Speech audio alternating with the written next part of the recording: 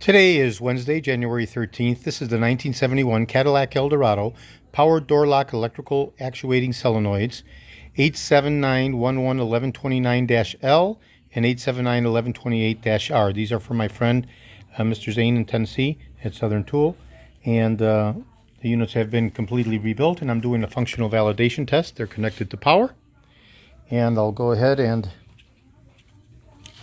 check the first unit, the dash L.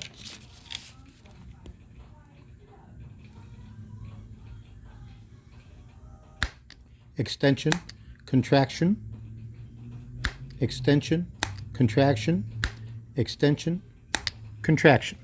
Okay, and now we'll check the other unit.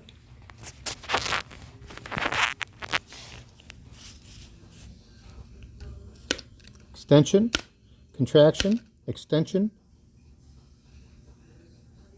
contraction, extension, contraction, extension, contraction, extension, contraction. Very powerful snap.